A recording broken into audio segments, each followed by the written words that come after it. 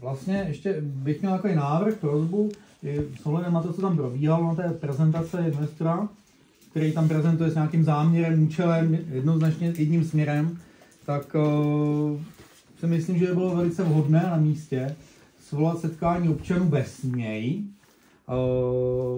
protože tohle téma je velice kontroverzní, jak už jsme řekli, a zároveň přizvat nejenom nás samozřejmě jako zastupitele, ale i dotčené obce, takzvané sousedy.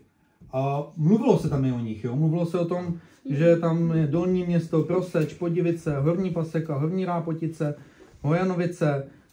Všude tam padly jako možnosti, že pokud to nebude tady, tak to bude vedle. Už jsou i návrhy v jiných vesnicích, už mají taky, to vím, že mají, ale můžu tady ještě něco? Ještě to dořeknu, jo, protože my jsme zjišťovali taky informace, jak to tam mají v těch okolních vesnicích a vlastně všude nám řekli, že buď to zamítli, anebo se tím nezabývají, tak to není tak jako zdaleka z toho, co jsme zjistili, proto si myslím, že je fajn sem přizvat, jo.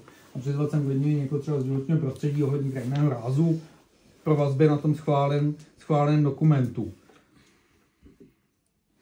To ještě před tím referendem. Ještě před tím referendem. No, tak za mě. Na kraji už jednali o tom, že vlastně ty vesnice, kdyby stál ten větrník na našem katastru a ty vesnice okolní, které tam nestojí, tak vlastně nemají z toho ani korunu. Což je takový nespravedlivý, protože ty lidi, by to byly Rápotice, nebo no, nevím, Brejčkov, Proseč teda, tak by na to koukali a neměli z toho ani korunu. Takže to řeším teď na kraji, že by se mělo ten výdělek nebo nějaký, já nevím, jak by to rozdělili, ale prostě i ty vesnice by z toho měly mít nějaký zisk. A myslíte, že jim jde opravdu o ty peníze? No, ale jako minimálně, když to tam bude, tak takhle nemají nic. Že když už na to koukají, tak protože oni do toho můžou vstupovat. To rozdělilo na ty ostatní. Že by se to rozdělilo.